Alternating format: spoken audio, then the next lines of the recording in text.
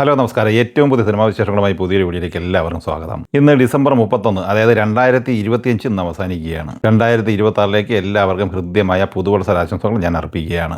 പുതുവത്സരമായിട്ട് പുതിയ സിനിമകളൊന്നും പറയത്തക്ക രീതിയിൽ വന്നിട്ടില്ല. ഹിന്ദിയിൽ നിന്നൊക്കെ ഒന്നോ രണ്ടോ സിനിമകൾ വന്നിട്ടുണ്ടെന്ന് മാത്രമേ ഉള്ളൂ. മലയാള സിനിമകളിൽ നിന്നും നല്ല രീതിയിൽ ഓടിക്കൊണ്ടിരിക്കുന്നത് നിവിൻ പോളിയുടെ സർവ്വമായ തന്നെയാണ്. അഖിൽ സത്യൻ തിരക്കഥ സംവിധാനം ചെയ്ത് ക്രിസ്മസ് റിലീസായി ഡിസംബർ 25 വ്യാഴാഴ്ച തിരത്തിയ ഈ സിനിമ ഇന്ന് ബുധനാഴ്ചയോടെ ആദ്യ 7 ദിവസം പിന്നിട്ട് രണ്ടാം വാരത്തിലേക്കാണ് നാളെ എത്തിച്ചേരുന്നത്.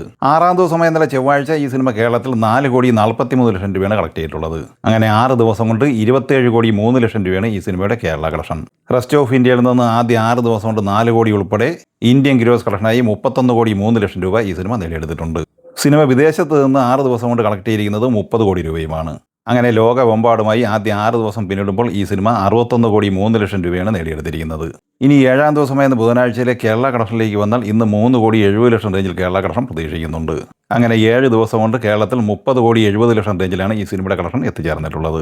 ഇന്ന് ഈ സിനിമയുടെ വേൾഡ് വൈഡ് ഗ്രോസ് കളക്ഷൻ പ്രതീക്ഷിക്കുന്നത് 6 കോടി റേഞ്ചിലുമാണ്. അങ്ങനെ ആദ്യ 7 ദിവസം പിന്നിടുമ്പോൾ ലോകമെമ്പാടുമായി 67 കോടിക്ക് മുകളിലാണ് ഈ സിനിമ കളക്ട് ചെയ്തിരിക്കുന്നത്.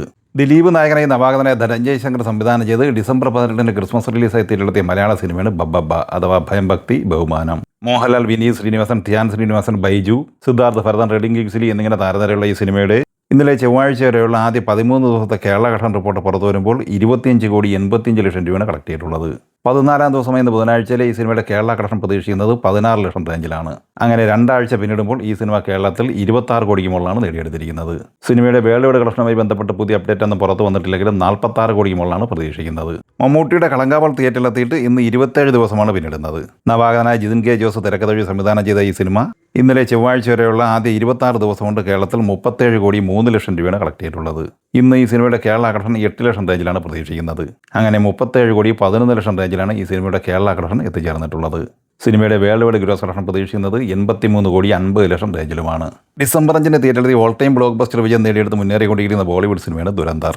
രൺവീർ സിംഗ് നായകനായി ആദിത്യധർ തിരക്കഥ സംവിധാനം ചെയ്ത ഈ സിനിമ 26ാം ദിവസം ഇന്നലെ ചൊവ്വാഴ്ച കേരളത്തിൽ 14 ലക്ഷം രൂപ കളക്ട് ചെയ്തിട്ടുണ്ട്. 26 ദിവസം കൊണ്ട് 6,10 ലക്ഷം രൂപയാണ് ഈ സിനിമയുടെ കേരള കളക്ഷൻ. ട്രാക്കേഴ്സ് കണക്ക് പ്രകാരം ആദ്യ 26 ദിവസം കൊണ്ട് 854,70 ലക്ഷം രൂപയാണ് ഇന്ത്യൻ ഗ്രോസ് കളക്ഷൻ. വിദേശത്ത് നിന്ന് 246,30 ലക്ഷം രൂപയും സ്വന്തമാക്കിയിട്ടുണ്ട്. അങ്ങനെ 1,101 കോടി രൂപയാണ് ഈ സിനിമ 26 ദിവസം കൊണ്ട് ലോകമെമ്പാടുമായി നേടിയെടുത്തിരിക്കുന്നത്.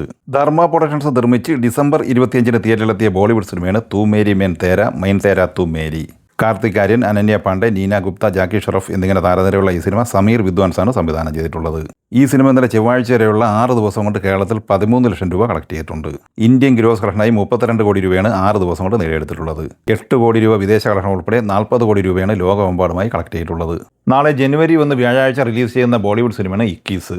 നേരത്തെ ഡിസംബർ 25 ക്രിസ്മസ് റിലീസായി ഈ സിനിമ പ്ലാൻ ചെയ്തിരുന്നുവെങ്കിലും ദുരന്തറിന്റെ തേരോട്ടം ഈ സിനിമയെ ബാധിക്കും എന്നതുകൊണ്ട് റിലീസ് മാറ്റിവെക്കുകയായിരുന്നു. ശ്രീറാം രാഘവൻ തിരക്കഥ സംവിധാനം ചെയ്ത ഈ സിനിമയിൽ ധർമ്മേന്ദ്ര, ജയ്ദീപ് അഹ്ലാവത്, അഗസ്ത്യാനന്ദ എന്നിങ്ങനെയാണ് താരങ്ങൾ. നിലവിൽ അഡ്വാൻസ് ബുക്കിങ്ങിലൂടെ ഈ സിനിമയ്ക്ക് 1,80 ലക്ഷം രൂപ മാത്രമാണ് കളക്ട് ചെയ്യാനായിട്ടുള്ളത്. മണിക്കൂറിൽ 3000-ഓളം ടിക്കറ്റുകൾ ബുക്ക് മൈ ഷോയിലൂടെ ഈ സിനിമയ്ക്ക് വിറ്റഴിക്കപ്പെടുന്നുണ്ട്. കന്നഡ സിനിമയെ 45 ദി മൂവി നാളെ 2026 ജനുവരി 1 കേരളത്തിൽ റിലീസ് ചെയ്യുകയാണ്.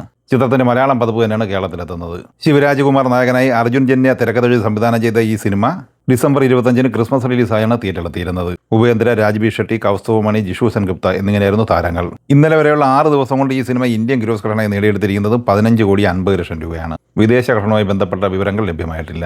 കിച്ച സുദീപ് നായകനാകുന്ന മാർക്ക് എന്ന കന്നഡ സിനിമയും ക്രിസ്മസ് റിലീസായി ഡിസംബർ 25 തിയേറ്ററിലെത്തിയത്. ഈ സിനിമയുടെ കേരളത്തിലെ റിലീസ് തീയതി നിലവിൽ പ്രഖ്യാപിച്ചിട്ടില്ല.